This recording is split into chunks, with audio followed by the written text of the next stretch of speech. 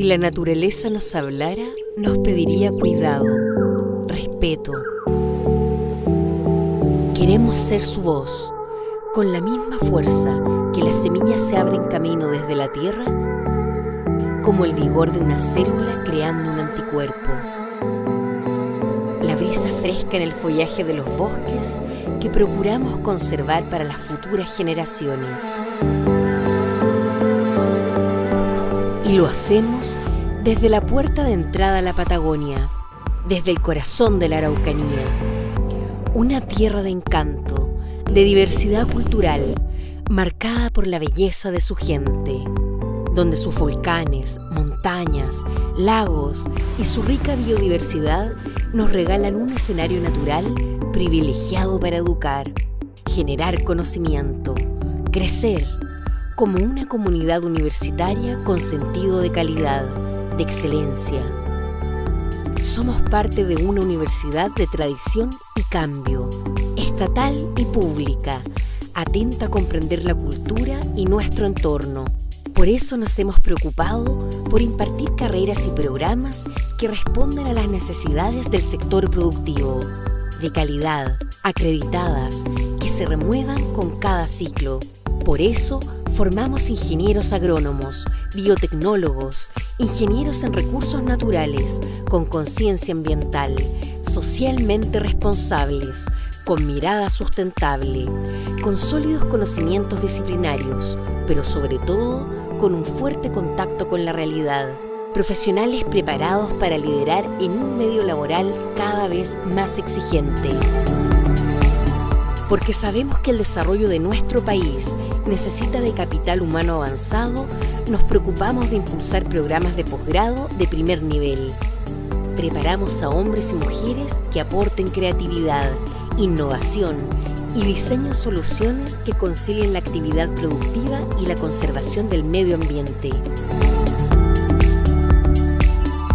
Porque sabemos que el conocimiento y la ciencia se cultivan con la misma perseverancia de quien prueba un ensayo una y otra vez, hemos puesto nuestra pasión en la investigación de diversos ámbitos, en el desarrollo tecnológico, en buscar soluciones en beneficio de nuestro entorno, de su gente, con visión de futuro.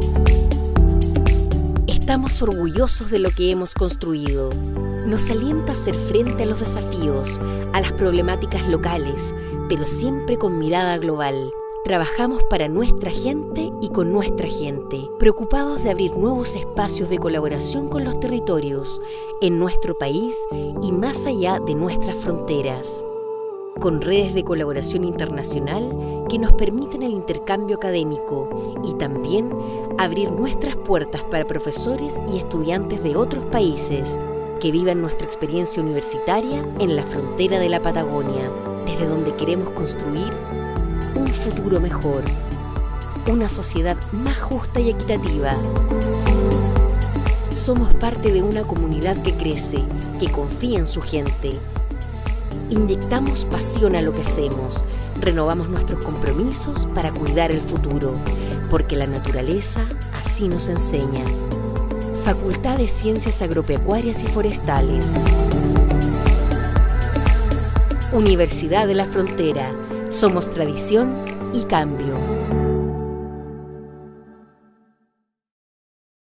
Bueno, bienvenida Iraida a este ciclo de charlas que lo hemos denominado. Nosotros tenemos un ciclo de charlas que este es el segundo, ya que se llama Ciencia para la Toma de Decisiones. ¿Ya? Nuestro objetivo es tratar de mostrar a nuestra comunidad, ¿ya? Y con esto digo no solamente a nuestra comunidad académica, sino también a la comunidad de agricultores, extensionistas, gente que trabaja ligada, en este caso particular, al agro, ¿ya? Para que puedan estar enterados, ¿cierto?, de los avances que nosotros estamos llevando a cabo en investigación y cómo esos pueden, bien utilizados, ser también, valga la redundancia, utilizados para una buena toma de decisiones, ¿ya? Nuestro primer ciclo de charlas fue el tema del agua, ¿ya? Y cómo eso también se relaciona con buenas decisiones, ¿cierto?, para la agricultura, ¿ya? Y ahora este segundo ciclo de charlas, ¿cierto?, que lo lidera Nicolás Cobo, ¿cierto? Él fue el encargado de coordinar todo esto, en conjunto con nuestra unidad de vinculación con el medio, es mejoramiento genético y post cosecha, oportunidades para la fruticultura. Yo lo dije en la charla de la semana pasada, que estuvo a cargo precisamente de Nico, que hoy día la fruticultura en el centro sur de Chile se ha vuelto cada vez más importante. De hecho, la Araucanía probablemente, en términos de proporción, no en términos de superficie, pero en términos de proporción, es la región donde más ha aumentado la fruticultura, ¿ya? Por lo tanto, hoy día los desafíos que hay en torno a problemas que se presentan y a la vez oportunidades, porque muchos de los problemas se transforman en oportunidades, ¿ya? Resultan de ventajas, ¿cierto?, para la gente, la comunidad, el poder conocerlos y cómo nosotros podemos aplicar estos desarrollos que nosotros estamos desarrollando. Nosotros aquí en la facultad nos toca administrar varios predios experimentales, y hay uno en particular que está más dedicado a la agricultura, que es el predio experimental Maquehue, donde precisamente nosotros también tenemos varios ensayos que están asociados, ¿cierto?, a especies frutales. Entonces nuestros investigadores, nuestros estudiantes de pre y posgrado tienen la posibilidad también de ir allá y conocer estas experiencias. Todos los años nosotros también llevamos a cabo cursos con agricultores, ¿cierto?, extensionistas, profesionales que están ligados al agro, en donde les mostramos cada una de los distintos avances que nosotros estamos realizando. Entonces, así como ese tipo de actividades, esta en particular también es muy importante para nosotros, con el objetivo de mostrar lo que estamos haciendo, estas nuevas oportunidades que se presentan, ¿ya? Así es que yo te agradezco el que te hayas tenido este tiempo para poder compartir con nosotros. Espero que cuando estemos de manera más normal, puedas ojalá visitarnos acá en Temuco. No sé si has estado alguna vez antes en No, Chile. nunca he estado en Chile. Ya, pero nosotros siempre estamos recibiendo visitas, y por supuesto que sería buenísimo tenerte acá en el futuro, así que esperemos todos que esto pase lo más pronto posible, y en el futuro ojalá tenerte acá visitándonos y colaborando también con nuestra gente. Nosotros tenemos un centro dedicado a la fruticultura aquí en la facultad, que uno de los integrantes es Nicolás. Nicolás se acaba de integrar hace muy poco a la facultad, recién en diciembre del año 2019, y recién la semana pasada fue su presentación, podríamos decir, oficial en sociedad acá, porque nosotros acá tuvimos un conflicto social por ahí por octubre. Eso nos paró en varias cosas, no solamente en la universidad, sino en el país, y después vino todo esto. Entonces Nicolás no ha tenido la posibilidad de presentarse en sociedad así en vivo y en directo, solamente lo hicimos a través de esta modalidad la semana pasada. Así es que hay mucho todavía actividades por desarrollar, así que espero que esta sea la primera de varias oportunidades en las cuales comencemos a interactuar contigo, Iraida. Así es que, no sé, esto ahora, Ana, voy a dejar de hablar, porque lo importante ahora es que tengamos a nuestra invitada. Muchas gracias. Gracias, Edson. Yo tengo la presentación de Iraida, si quiere empezamos con eso y que Iraida empiece con su presentación luego, ¿no? Sí. Bueno, Iraida Amaya es investigadora titular de IFAPA en Málaga, España, desde agosto del 2019. Ella es bióloga y estudió el rol de la peroxidasa en el estrés abiótico en la Universidad de Málaga y Purdue University en Estados Unidos. En su doctorado estudió la identidad de meristemas durante la inducción floral en distintas especies modelos en el John Innes Center en Inglaterra.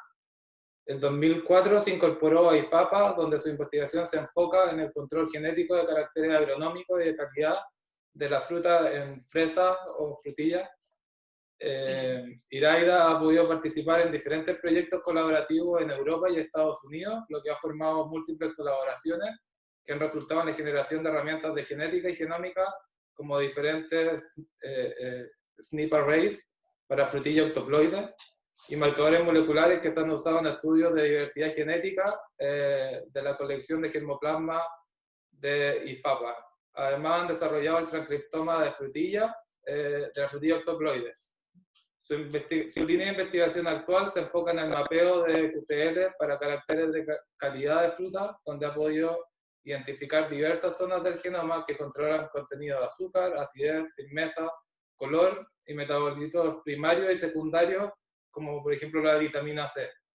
Además, han identificado genes que controlan importantes compuestos volátiles, que son los responsables del aroma y sabor de la fruta. Y por último, han desarrollado y validado varios marcadores moleculares que pueden ser usados en selección asistida por marcadores. Yo tuve la suerte de conocer el trabajo de Iraida en una conferencia donde nació una colaboración en que pudimos trabajar en uno de los proyectos que seguramente va a hablar hoy día. Y como decía Addison, es un contacto que me interesa poder seguir trabajando a futuro, y creo que tenemos muchas cosas de aprender de España, así como de otros países, que es interesante poder explorarlo. Así que con eso dejo a Iraida para que pueda hacer tu presentación y después tengamos tiempo para conversar también. Estupendo, pues muchas gracias, Nicolás. Lo primero, agradeceros a todos y en particular a ti el haberme invitado a dar una charla. Espero no aburrirles, les voy a hablar un poquito de todo lo que ha dicho Nicolás, así que espero que no se me aburran. Y al final voy a hablar un poco de la parte que hemos hecho con Color, que es en la que hemos colaborado Nicolás y nosotros, y una parte que creo que es muy bonita. Pues si queréis comparto pantalla y paso a la presentación. A ver si lo hago bien. Aquí está, ¿no? Ahí está, ese es. Fenomenal. Voy a ver si quito esto. Vale, bueno, pues vais a escuchar muchas veces lo de fresa porque no me acostumbro a decir frutilla. Está bien. Espero que me perdonáis. Os he puesto una foto del centro en el que trabajamos, es un sitio muy bonito, estamos en el campo, tenemos muchos invernaderos, pero es un centro pequeñito. Y como habéis dicho, estamos en Málaga, que es el sur de España, y os voy a hablar pues un poco de los proyectos que tenemos relacionados con la mejora de la calidad de la fresa en nuestro centro. Ay, aquí. Uy, no puedo pasar ¿Qué pasa? No me... Ah, por aquí, vale, ya. Ha pasado diapositiva, ¿verdad? Sí, ahí pasó, estaba en un mapa. Vale. Estupendo, bueno, pues os marco dónde estamos situados. Estamos en Málaga, al sur de España, pero la producción de fresa en España tiene lugar en Huelva, donde se produce más del 95% de la producción española. Estamos como a 300 kilómetros de distancia, así que muchas veces nuestros campos experimentales pues están a 300 kilómetros de distancia. La producción de fresa en España es un poco curiosa, porque la fruta se produce aquí en Huelva, pero la planta se produce en viveros de altura. ¿Vale? Los viveros de altura están en la región de Castilla y León, porque aquí hay condiciones de frío que permiten inducir la floración. Las plantas se multiplican de abril a octubre y en octubre se llevan a Huelva, donde tiene lugar la producción de fruta, que ocurre desde finales de diciembre, ya tenemos fruta, hasta finales de mayo que paramos la producción, porque ya el resto de Europa comienza a producir sus fresas. Entonces, España abastece, la mayoría de la producción se dedica a exportación para el resto de Europa con producción de fruta temprana. La fresa pues, es un cultivo muy importante en el mundo, donde se han producido más de 9 millones de toneladas, pero es muy importante en España. Somos el primer productor europeo y el sexto a nivel mundial, por detrás de China, Estados Unidos, México y otros países del área mediterránea. Nuestra producción es un 4% de la producción mundial y, como os he dicho, el 90% tiene lugar en la provincia de Huelva, donde crecemos la fruta normalmente bajo macrotúneles. Nuestro grupo está integrado con distintos grupos pequeñitos que se dedican a distintos aspectos de la fresa, y quería un poco pues, daros a conocer lo que hacen los distintos grupos que trabajamos en fresa en el IFAPA. Por un lado hay un grupo que se dedica a la adaptación de variedades de fresa a distintos sistemas de cultivo. Gestionamos y mantenemos uno de los bancos de germoplasma del género Fragaria, luego voy a hablar un poquito de nuestra colección. hay un grupo que se dedica al evaluar y optimizar alternativas biológicas a la desinfectación química de los suelos.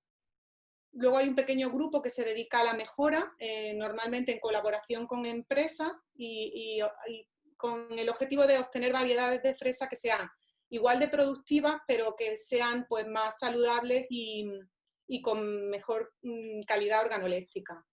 Nuestro grupo, en el que estoy yo, nos dedicamos es como más molecular, nos dedicamos a buscar regiones del genoma implicadas en caracteres de calidad, lo que más nos interesa es la calidad de la fruta, y con la idea de identificar marcadores moleculares que podamos aplicar en la mejora asistida por marcadores y tratar también de identificar qué genes son los responsables de esa variación.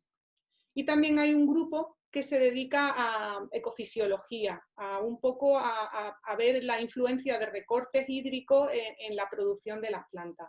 Como dijo Nicolás en su charla, los recursos hídricos es un problema cada vez más importante en todos los cultivos, y en España con la fresa es un problema, porque la fresa requiere bastante riego.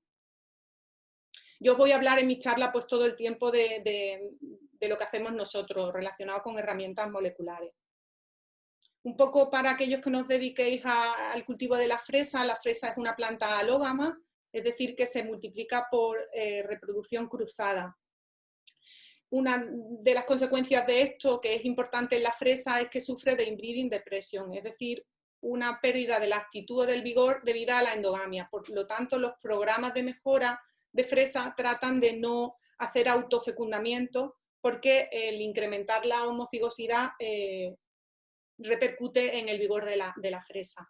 Es una especie propagada clonalmente, como otros frutales. En el caso de la fresa es a través de lo que se denominan runners o estolones, ¿vale? De manera que la planta hija es exactamente idéntica a la planta madre, y así es como se multiplican las plantas en vivero.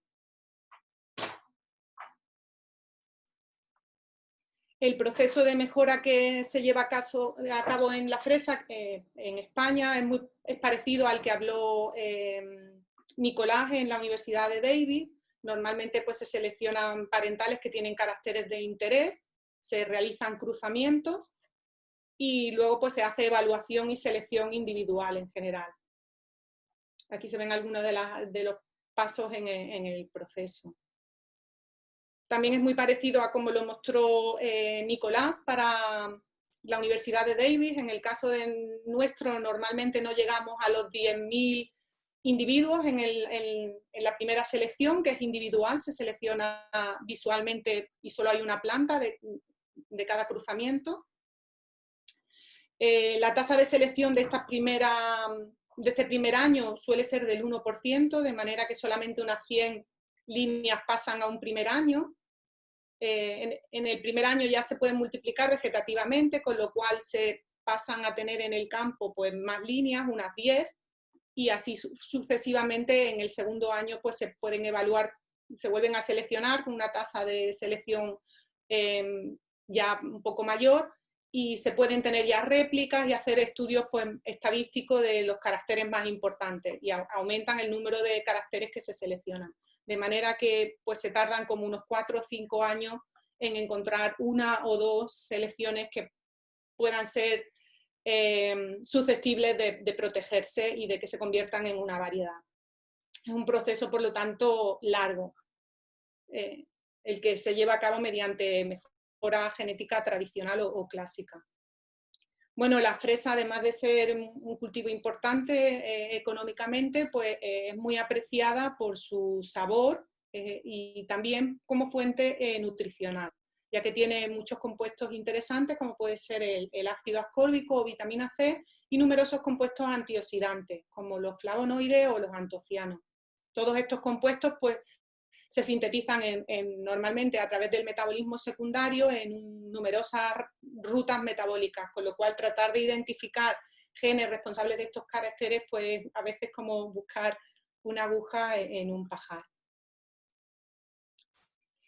Los caracteres que nos interesan mejorar en el caso de la fresa en España pues son muy parecidos a los de cualquier otro programa de mejora de fresas o de cualquier frutal en general. Históricamente los caracteres más importantes han sido y siguen siendo los agronómicos, incrementar la producción.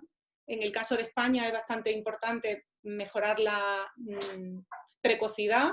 Es importante que la fresa española sea precoz, ya que surtimos al mercado europeo cuando este todavía no presenta producción de fresa. La vida post cosecha es muy importante en la fresa, ya que es un fruto históricamente muy blando, y la resistencia a enfermedades es otro de los caracteres más importantes.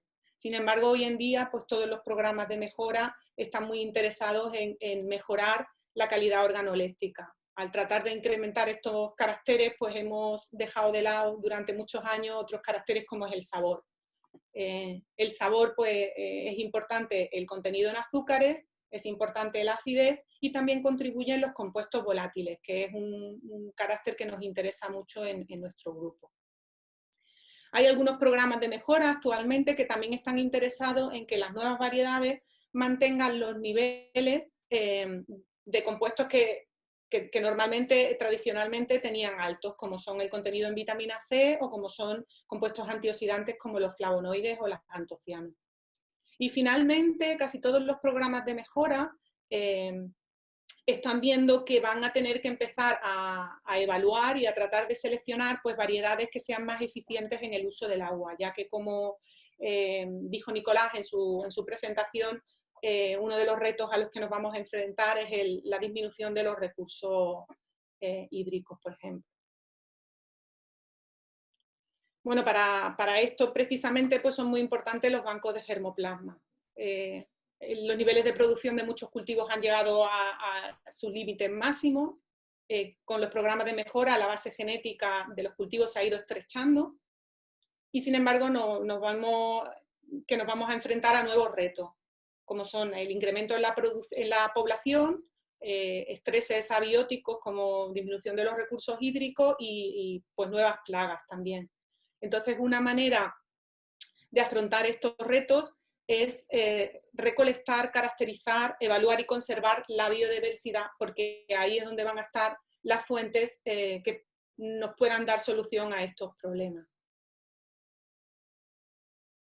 Por lo tanto, los recursos fitogenéticos pues, tienen que ser prospectados, recolectados, conservados en bancos de germoplasma, y es muy importante también que se caractericen, tanto fenotípica como genéticamente, para que puedan ser aplicados en la mejora vegetal y en la investigación. Nosotros en el IFAPA, justamente en Málaga, tenemos un banco de germoplasma. Aquí he incluido una foto en la que uno de los investigadores que ya se ha jubilado, José Manuel López Aranda, se dedicó durante los primeros años que trabajó en nuestro centro a prospectar variedades de fresa y silvestres. Aquí está en un viaje a Chile, en el que pues, se trajo para nuestro banco de germoplasma numerosas accesiones de Chile. Esto lo hizo en colaboración con Marina Gambardella, de la Universidad Católica de Chile. También tenemos bastantes variedades de otras especies, como Fragaria vesca. Normalmente, pues lo que hacemos en los bancos de germoplasma es, pues tenemos los datos típicos de pasaporte, donde se recolectó, la fecha. También tenemos en nuestro banco una caracterización genotípica que hicimos inicialmente con marcadores microsatélites, pero que ahora estamos empezando a hacer pues, con marcadores más high throughput como los SNPs. Y también pues, poco a poco vamos haciendo una evaluación morfológica, basada en descriptores UPO o basadas en otros caracteres que nos puedan interesar, como por ejemplo el color, que es uno de ellos, o el contenido en vitamina C. En España, los bancos de germoplasma están regulados por la red de colecciones del Centro Nacional de Recursos Fitogenéticos y engloba a 35 colecciones. Nosotros en Málaga tenemos la colección ESP 138, que es la del género Fragaria. Nuestra colección tiene más de 500 especies, accesiones, perdón. La mayoría son de la especie cultivada, que es Fragaria por ananasa, pero también tenemos de especies silvestres afines. Las tenemos conservadas in vivo, en invernadero, en donde tenemos 3 macetas clonales de cada accesión, pero también la tenemos frigo conservada a 4 grados. En este caso, pues solo le tenemos que hacer un subcultivo in vitro al año, porque están conservadas en frío y en oscuridad. Bueno, los mejoradores de plantas actuales no solo se fijan en el fenotipo y en estudios de campo, sino que cada vez pues, usan más una selección asistida en marcadores. Y esto es así pues, porque es más fácil y más eficiente seleccionar en base a marcadores que seleccionar en base al fenotipo. Para lo que se denomina selección asistida por marcadores, pues esto es, digamos, útil cuando el carácter está controlado por uno o por pocos genes con efectos grandes. Sin embargo, la mayoría de los caracteres pues, están controlados por decenas de genes, cada uno de ellos con efectos muy pequeñitos. En este caso, la selección asistida no es tan útil y se están desarrollando pues, métodos más avanzados como son la selección genómica, donde no voy a entrar en detalle, solo quería pues, un poco mencionarlo. Estas técnicas de selección pues, necesitan de marcadores altamente efectivos, high throughput, es decir, que podamos genotipar simultáneamente cientos de miles de marcadores o por lo menos decenas de miles de marcadores a la vez. Para esto pues, son importantes los arrays de Smith, como los de Illumina o Affmetrix, que ya Nicolás habló un poco. En el caso de la fresa tenemos ahora la segunda generación de array con el de 50.000 SNPs y el de 850.000 SNPs. Y también se podría hacer genotyping by sequencing, por ejemplo, y como a medida que los costos de secuenciación pues, van disminuyendo en especies que incluso tienen los genomas no muy grandes, pues ya es una alternativa eficiente el directamente secuenciar los genomas de las accesiones directamente. En el caso de la fresa contamos con bastantes herramientas moleculares. El genoma de la especie silvestre más sencilla, porque es diploide, se publicó en 2011 y actualmente tenemos una versión bastante completa del genoma. Y recientemente, también lo dijo Nicolás, el año pasado pues apareció la primera versión del genoma de la especie cultivada, que es la que más nos interesa. Estas herramientas están disponibles en la base de datos de las rosáceas, donde podemos, pues, están disponibles públicamente. Como ya un poco he adelantado, pues tenemos la especie modelo dentro del género Fragaria, que sería Fragaria vesca, que es una especie diploide, bastante sencilla, solo tiene 7 parejas de cromosomas, mientras que la especie cultivada, Fragaria porananasa, pues es una especie octoploide, es decir, tiene 28 parejas de cromosomas. Si lo vemos aquí representado, aquí estaría Fragaria vesca, que solo tiene 7 parejas de cromosomas, mientras que el octoploide, la cultivada, Fragaria porananasa, para cada uno de estos 7 cromosomas, pues tendría 4 copias, lo que suma 28. Cada una de estas copias procede de una especie donadora, con lo que tiene 4 subgenomas en su genoma. Hoy en día sabemos que de los 4 subgenomas que tiene la especie cultivada, uno de ellos procede de un ancestro de Fragaria vesca, con lo cual podemos usar su genoma como referencia porque es muy parecido. También sabemos que otro de los subgenomas procede de un pariente de Fragaria inumae, otra especie diploide, y los otros 2 subgenomas que pudieran ser parecidos a inumae, se piensa que pudieran proceder de otras 2 especies, Fragaria viridis y Fragaria niponica. ¿Vale? Aquí solo recordar eso, que tiene 4 subgenomas la especie cultivada. Esto complica un poco pues, los análisis genéticos en esta especie. Bueno, uno de los caracteres que más nos interesan son los relacionados con el sabor. Y os voy a hablar ahora un poquito del sabor. En el caso de la fresa, pues el sabor influye la textura, pero también influye pues, el contenido en azúcares, que se pueden medir así de manera rápida utilizando los sólidos solubles como un indicador del dulzor. La acidez también se mide de manera relativamente sencilla. Y luego, pues para medir los compuestos volátiles, que también son muy importantes en el sabor de la fresa y en el aroma, pues ya hacen falta, pues a lo mejor unas herramientas un poco más complejas. Nosotros para tratar de identificar estos genes hacemos análisis de QTLs. Yo creo que Nicolás ya un poco habló de los QTLs, pero un poco así brevemente, un análisis de QTL pues nos determina, el QTL viene de Quantitative Trait Loci, es decir, nos identifica componentes genéticos, locus o genes, que contribuyen a la variación en caracteres cuantitativos. ¿Vale? Nos dice cuántos loci hay implicados en este carácter, si son muchos o pocos, y cuál es la variación que explica cada uno de ellos. Normalmente se representa con R cuadrado y es un porcentaje de la variación total para ese carácter. El análisis de QTLs también nos dice dónde están esos loci. No nos va a decir qué gen es, pero sí identificamos marcadores y regiones en los cromosomas que contienen alelos asociados con la variación en ese carácter. Nosotros durante muchos años hemos usado una población biparental derivada de 2 selecciones de nuestro programa de mejora, la 232 y la 1392, que nunca llegaron a ser variedades, porque para que una variedad sea registrada, pues necesita que sea un poco buena en muchos caracteres, y eso difícilmente ocurre, ¿no? Entonces esta se quedó en selección porque era muy productiva y tenía fruta grande, pero en sabor pues era una fruta relativamente mala. Sin embargo, la selección 1392 pues no era tan productiva, pero presentaba una alta firmeza, un mejor sabor, un contenido en vitamina C alto que nos interesaba, y también tenía un color más oscuro. Como eran contrastantes, pues estos son el cruzamiento que hicimos para tratar de identificar QTL. En un primer trabajo, pues identificamos QTLs para caracteres agronómicos como la altura o el diámetro de las plantas, la producción, o relacionados con la calidad de la fruta, como la firmeza, el contenido en sólido soluble, la acidez, el contenido en vitamina C, o parámetros relacionados con el color. Y ahí pues identificamos en este primer trabajo muchos QTLs relacionados con algunos de estos caracteres. Cada uno de ellos contribuía a un porcentaje relativamente bajo de la variación en esos caracteres. Aquí como ejemplo pues muestro los que identificamos para el contenido en vitamina C, donde vimos que aquí había una región en el cromosoma 4.2 que controlaba al menos un año el contenido en vitamina C.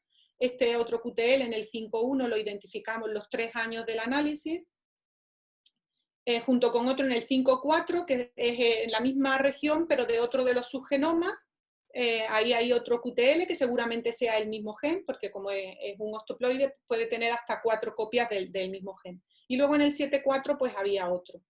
Comparando la posición de estos marcadores con los genomas de referencia, por ejemplo de Fragaria vesca, de la especie Diploides, pues hemos identificado genes que hay en esta zona que pueden ser candidatos porque son genes que están caracterizados para la ruta de biosíntesis de vitamina C. Así sabemos que en esta región pues está el gen GALUR, que es un gen de la ruta de biosíntesis de vitamina C específico de fresa. En este que estamos trabajando, porque es un QTL estable, que es estable en el tiempo y nos interesa mucho porque la proporción es bastante alta, hay un gen candidato que estamos tratando de ver si es realmente el gen responsable de la variación en vitamina C, que es el primer gen de la ruta de biosíntesis de vitamina C de la ruta mayoritaria, y seguimos trabajando en tratar de identificar si este es el gen responsable. Y para esta otra región también tenemos genes candidatos en la zona. Ahora os voy a hablar un poquito del aroma, que ha sido un carácter que nos interesa mucho. En el fruto de fresa se han descrito más de 360 volátiles, aunque también sabemos que solamente poquitos de ellos, tal vez 15, son los realmente importantes para que una fresa huela a fresa. La mayor parte de ellos son ésteres, son los más abundantes, pero yo en esta charlita os voy a hablar de 2 de ellos que son bastante importantes. Uno es el mesifurano, que es un volátil que da aroma a caramelo, azúcar quemada a la fresa, es muy importante. Y también os voy a hablar de la gamma de calactona, que es otro volátil que confiere notas de melocotón afrutadas a la fresa. Bueno, como os podéis imaginar, la biosíntesis de los volátiles pues, depende de muchas rutas y es complicado tratar de identificar cuáles son los genes responsables. Nosotros lo hemos intentado para algunos de ellos. En este análisis que hicimos de QTL lo hicimos durante 3 años. Medimos 87 volátiles en la misma población de antes y identificamos pues muchos QTLs para 48 de ellos. Además vimos que un porcentaje muy alto, el 50% de ellos, era estable, es decir, los detectábamos al menos 2 de los 3 años.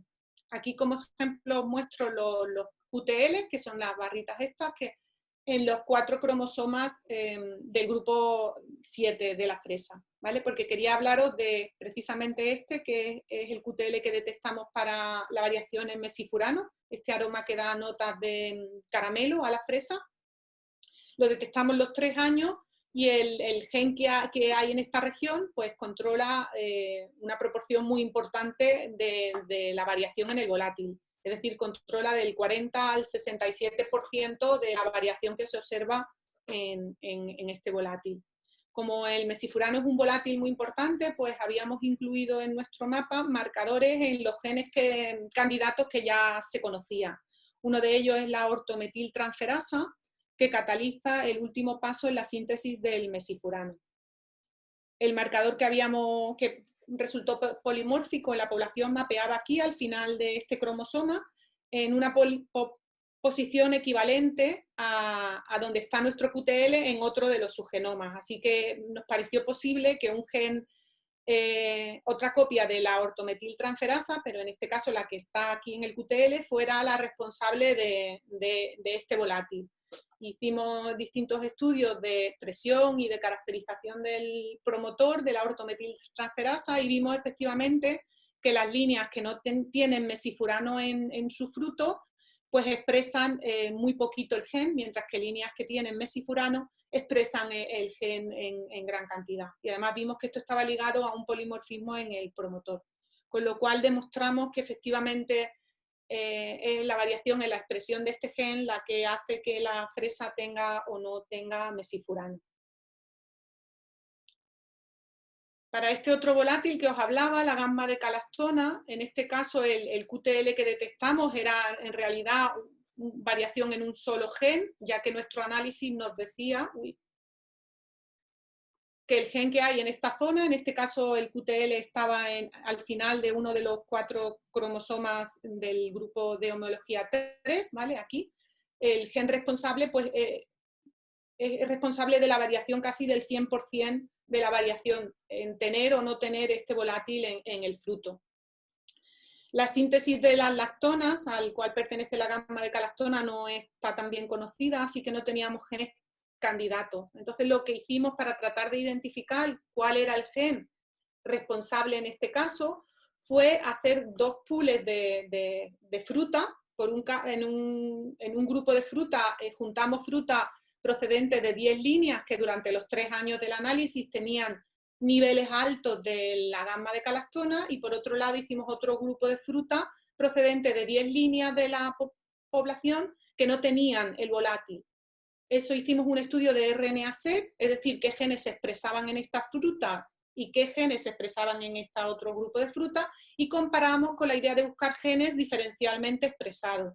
Nuestra idea era encontrar un gen que mapeara, que estuviera localizado al final del cromosoma 3, en la zona donde está el QTL, y que tuviera muy poquita expresión en el pool de fruta que no tiene gamma de calastona, mientras que tuviera mucha expresión en el pool de fruta con alto contenido en gamma de calastona. Y si además pues, la función es compatible con la biosíntesis de las lactonas, pues esa era la idea.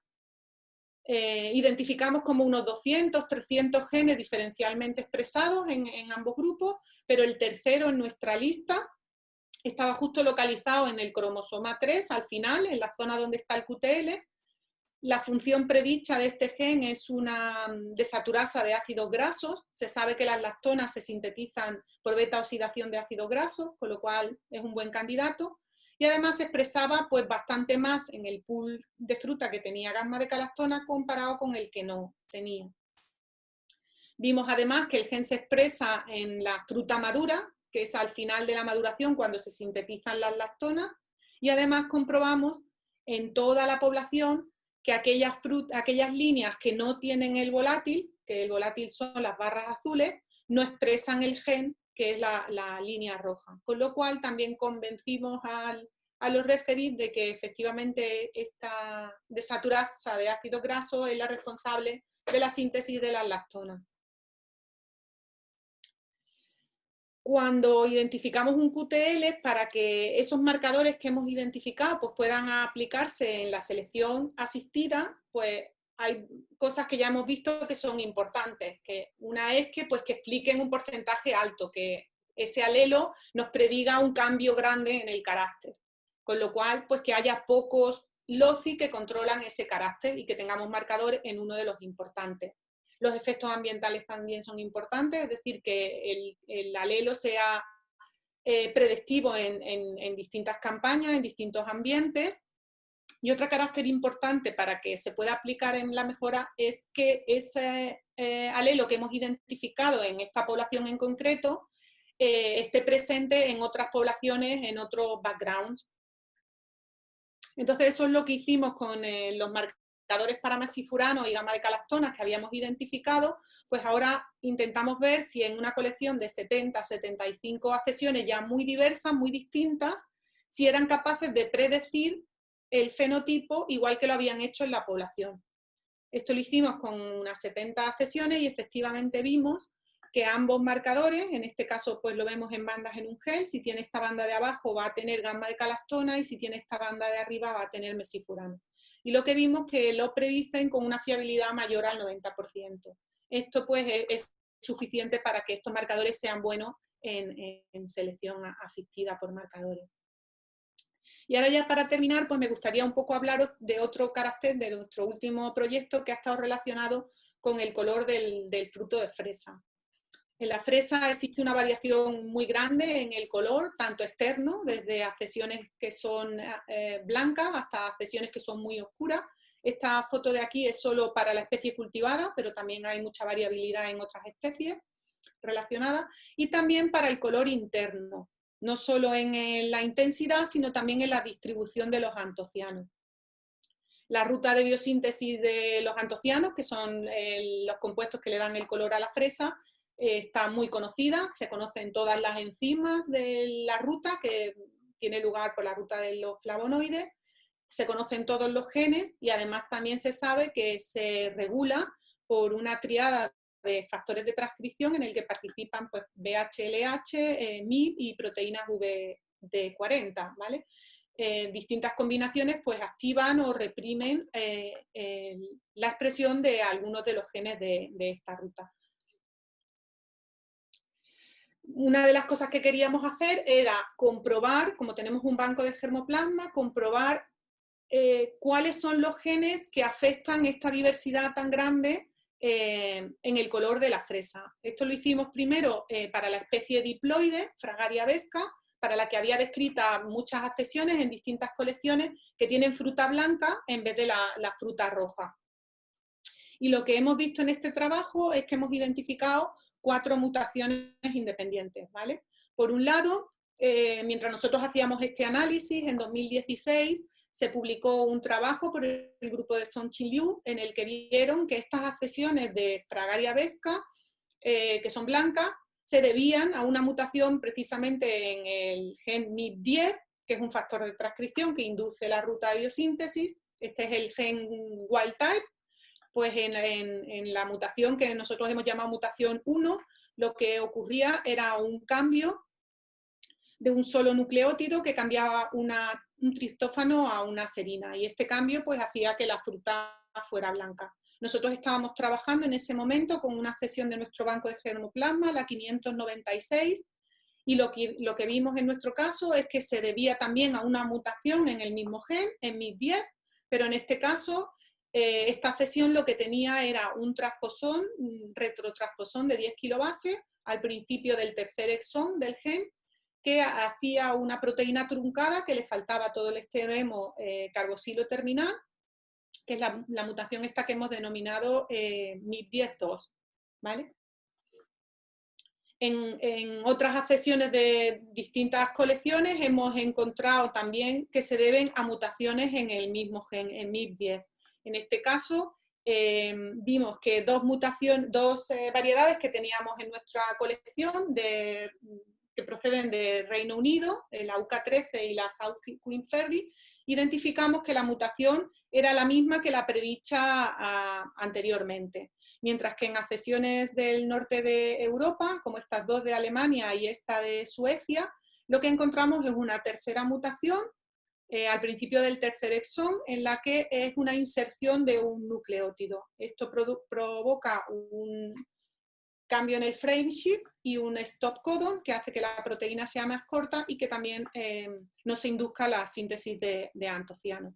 Y finalmente, en una cesión procedente de Finlandia, en la FIN12, lo que vimos es que directamente no estaba presente el gen MIP10. En este caso hay una deleción grande de un fragmento del genoma de 100 kilobases y se han perdido 7 genes, uno de ellos es MIP10 y la fresa pues también es blanca.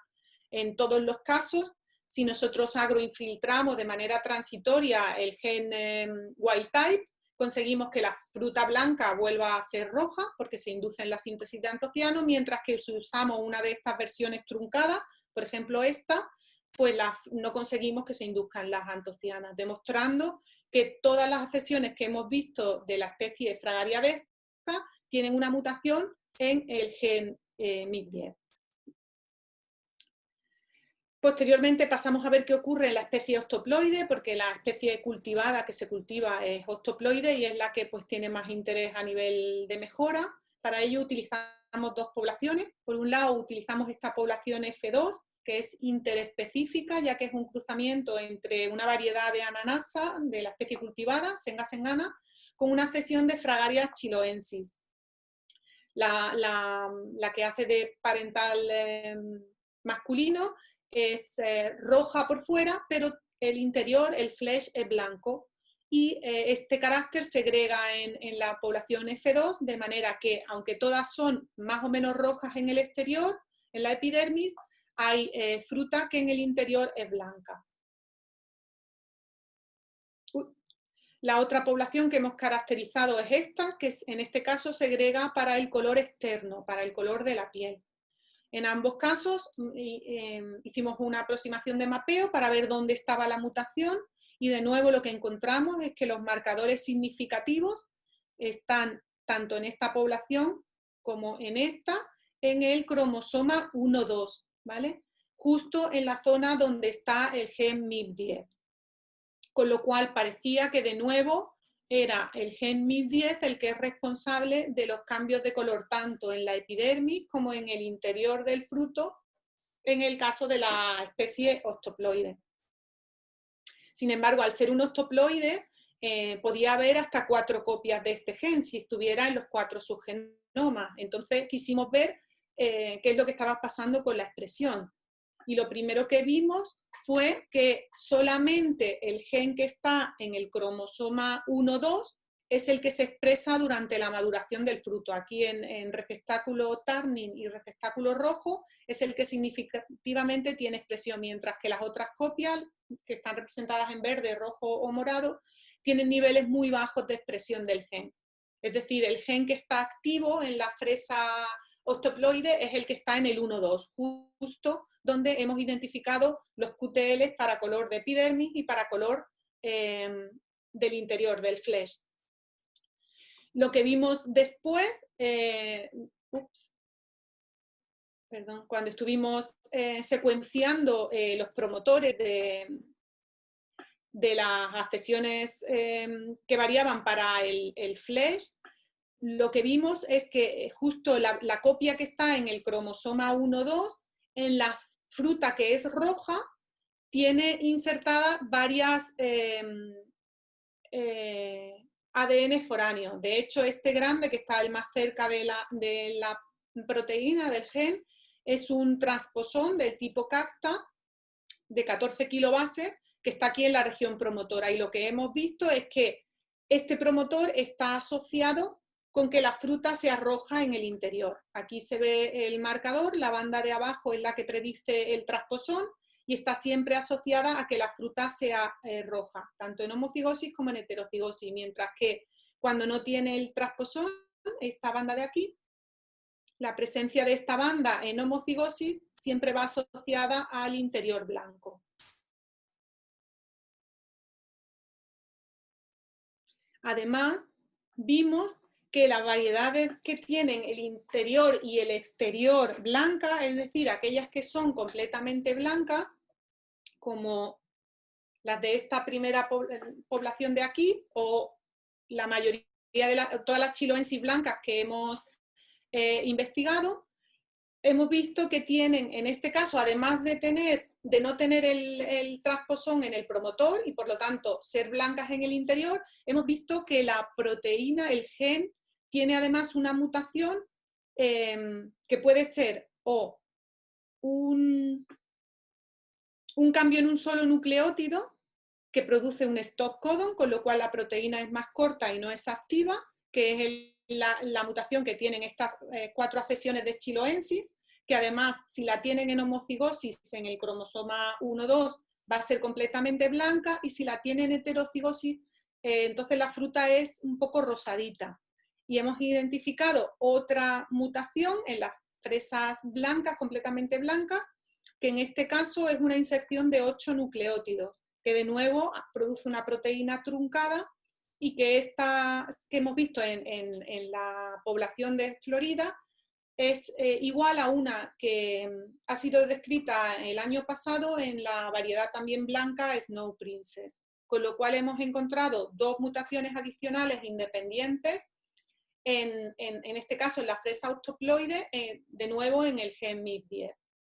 Cuando sobreexpresamos de manera transitoria, agroinfiltramos la versión wild type del gen en cualquiera de estas accesiones con interior o exterior blanco, conseguimos inducir antocianos, demostrando que efectivamente es un MIP10 activo el que induce el color rojo en todas estas accesiones, mientras que si usamos una versión truncada, no cambiamos el color de la fresa.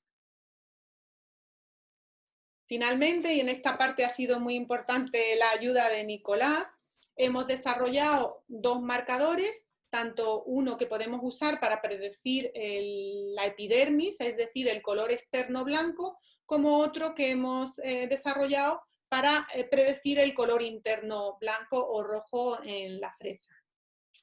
Y ya un poco como mensaje final, pues un poco de esta parte del color, decir que hemos identificado, tanto en Vesca, donde hemos identificado 3 mutaciones independientes a las que ya se había descrito, es decir, 4, en el gen MIP10, en el octoploide hemos encontrado, por un lado, que un transposón es responsable de que el interior sea rojo, y si no lo tiene, la fruta es blanca en el interior.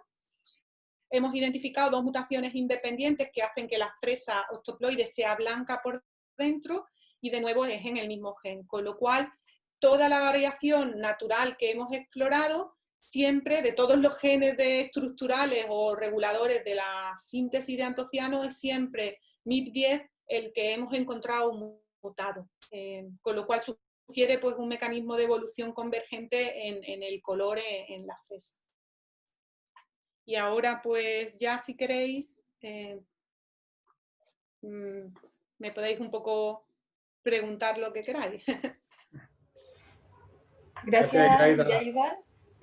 Bueno, ahora, antes de darle la palabra a Nicolás, me gustaría comentar que tenemos un espacio de preguntas para todos los participantes. Pues hemos utilizado 2 metodologías. Una que es que nos van escribiendo las preguntas aquí en el chat y nosotros las leemos y las comentamos. Esa es una opción para quienes se sientan más cómodos así. Pero también pueden hacer la consulta directamente encendiendo su cámara, ¿cierto? Abriendo su micrófono, para que también haya un poquito más de interacción ahí con Iraida. Yo, por mi parte, agradecer, son contenidos bastante específicos, por lo que puedo ver también en el público que hoy día nos acompaña, son personas que también están aplicando estos conocimientos y para ellos son muy útiles en su trabajo, en sus estudios. Así es que muchas gracias por la claridad con la que compartiste esta información, ¿ya? Nicolás, tú tenías una pregunta, creo, ¿no? Sí, no sé si alguien tiene preguntas, yo puedo hacer una para empezar la conversación, pero aquí hay alguien. Sí. Iraida, ¿tú puedes ver el chat? A ver, creo que sí. Abajo, al lado donde compartiste la pantalla, sale chat, y ahí se te va a abrir una ventanita con las preguntas. Vale, ha preguntado solo Rodrigo Cruzat, ¿no? Sí, si quieres repite un poco la pregunta para que quede grabada. Vale, dice que si tengo experiencia en edición génica ¿Y qué caracteres pensaría que podría modificar por esta vía? Expresión de color rojo en fresas blancas. Bueno, en la Universidad de Málaga hay un grupo que puso a punto la técnica de edición genética en la especie Ostoploide, que es el grupo de David Posé, y en colaboración con ellos nosotros empezamos a hacer al revés de lo que sugería.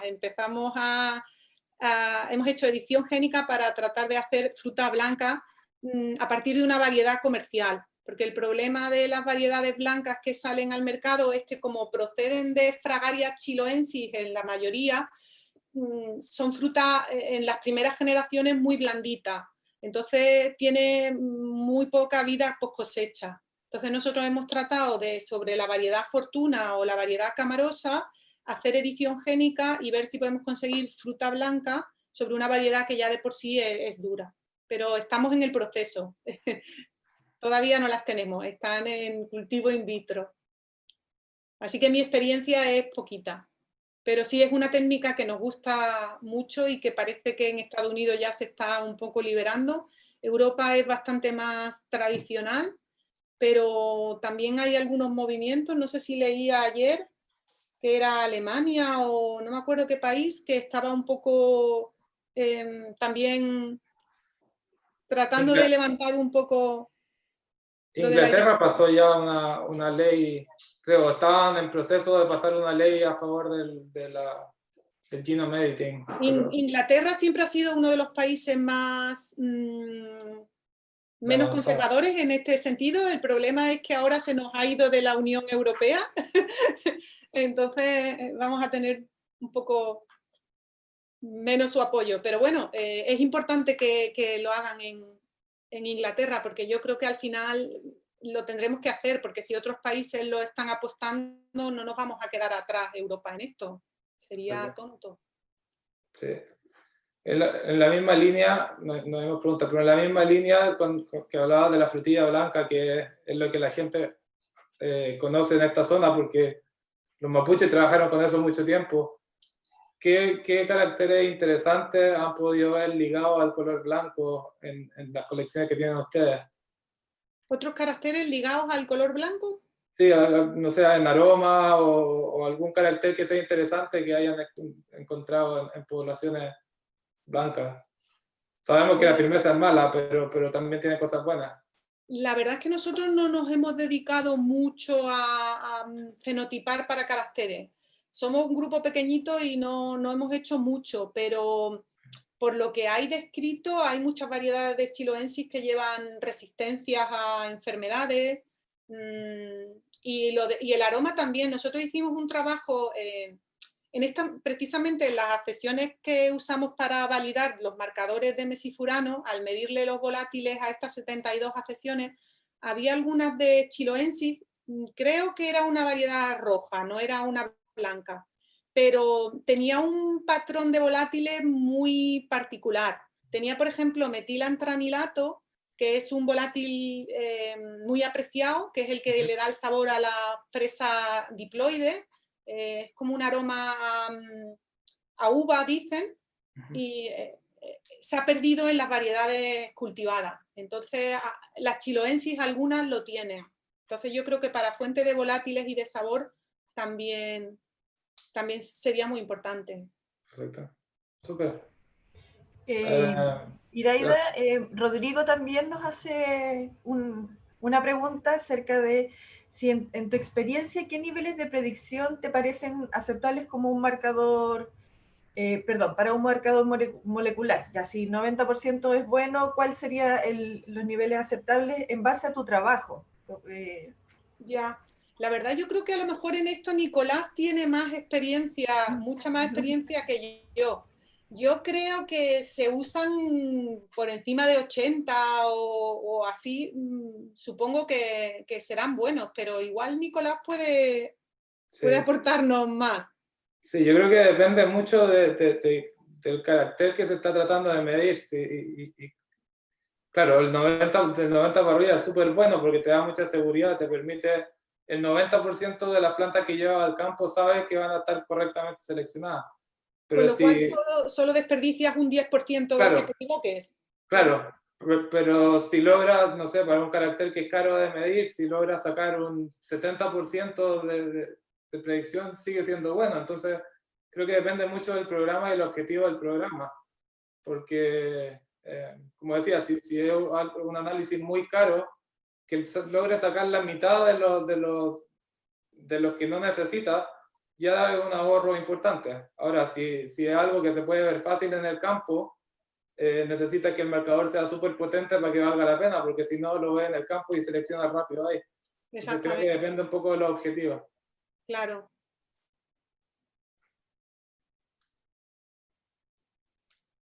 Gracias.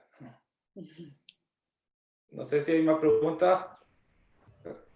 Como Ana decía, este fue un seminario un poco más técnico a lo mejor, pero creo que es súper interesante mostrar qué es lo que se está haciendo en otros países y cómo se hace. Claro.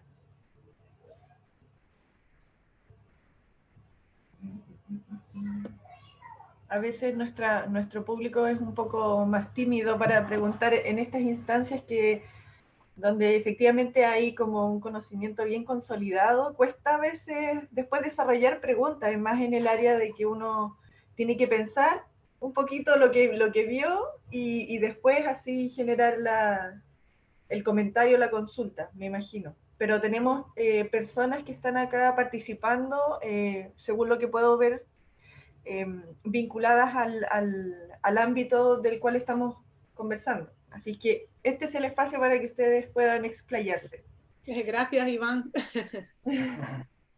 Iván es el mejorador de trigo del INIA, del Programa Nacional de Mejoramiento Genético de Trigo. Yo, a lo mejor un comentario que me interesa como la visión tuya de España. ¿Qué tanto invierte España como país en el desarrollo de variedades frutales, de los distintos frutales y a lo mejor en frutillas en específico? Pues la verdad es que no lo sé, me encantó tu charla porque tenías todas las gráficas que habías hecho la búsqueda para Chile y me resultó súper interesante. Y la verdad es que me gustaría un poco hacerlo para España, pero no lo sé, no lo sé. Okay. Sí, Hay muchos programas de mejora en Huelva y además se llevan a cabo en Huelva para tratar de que sean variedades adaptadas a España, pero muchas de ellas son foráneas. Por ejemplo, la Universidad de Florida es bastante potente en Huelva. De hecho, la variedad Fortuna de ello es la que se crece con el 40% de la fruta este año ha sido Fortuna. Luego hay muchos también programas españoles. Las dos segundas variedades son de un programa nacional. Se llama Fresas Nuevos Materiales. También es bastante potente. UC Davis parece que no es tan potente en esa zona. Acá el 90% es UC Davis. Pero...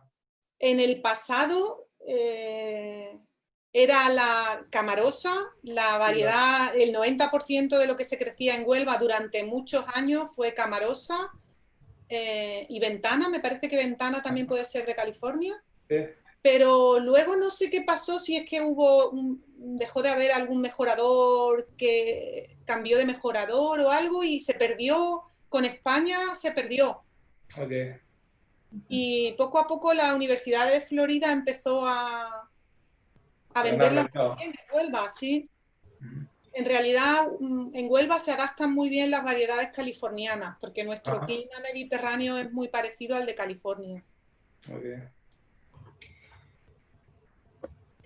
Estamos muy bien en los tiempos en todo caso, así es que viendo que no tenemos más consultas, comentarios, podemos empezar a finalizar esta actividad. De todas maneras, nos ha pasado mucho con estas charlas que las personas que asisten después toman contacto con nosotros como para poder tener mayor información sobre lo que se expuso. Esto efectivamente queda grabado, las personas lo pueden revisar las veces que quieran, pero igual a veces nos piden, qué sé yo, un paper o alguna presentación o contactos sobre los cursos que estés desarrollando, etc.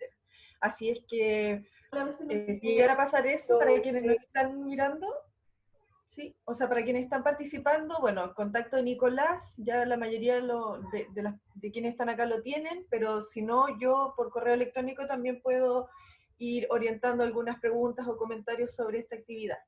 ¿Ya? Vale, no sé si puse mi correo electrónico en la primera diapositiva, pero en cualquier caso Nicolás lo tiene. Si alguien quiere hacerme pregunta o está interesado en algo, mi correo electrónico yo creo que lo tenéis. Sí, es que, pero no te preocupes porque yo puedo hacer el contacto directo por ahí, ¿ya? Así Perfecto. que yo funciono como intermediaria. Eso. Agradecer esta segunda charla de nuestro ciclo que está coordinando Nicolás. Agradecerte mucho, sabemos que tenemos una distancia horaria bien grande, pero todavía queda día, me imagino, allá para seguir haciendo cosas y no queremos quitarte más tiempo, solo que nos pone muy contento contar con este tipo de visitas a nosotros como facultad, ¿ya? Y eso, sobre todo, también agradecer a Nicolás que hace estos links tan interesantes con investigadores muy relevantes. Nicolás, no sé si quieres agregar algo. Está silenciado. Sorry. Darle las gracias a Iraida y bueno, a la facultad también por la instancia. Para mí ha sido súper valioso conocer a Iri y trabajar en el proyecto y creo que hay mucho que hacer para adelante. Así que nada, ojalá salgan más cosas a futuro y que como decía Addison la podamos traer algún día o que yo pueda ir a conocerlo allá también para ver cómo hacen, porque mi experiencia en Davis fue súper buena, pero el programa, uno de los programas que más plata tiene en el mundo, entonces también es bueno ver cómo lo hacen otros centros que tienen una realidad más parecida a la nuestra. Así que eso, muchas gracias Iri y al resto por estar presentes también en esta instancia. La próxima semana vamos a hablar del fenotipo y cómo medir el fenotipo, así que creo que también es súper interesante que la gente pueda estar ahí para cubrir un poco las tres áreas del mejoramiento. Eso, muchas gracias y nos vemos la próxima semana. Muchas gracias, Iraida, que tengas un buen día a todos y nos vemos el próximo jueves. ¿Ya? Saludos. Gracias a todos. Chao, Iri. Chao. Gracias por todo. Gracias a vosotros. Chao.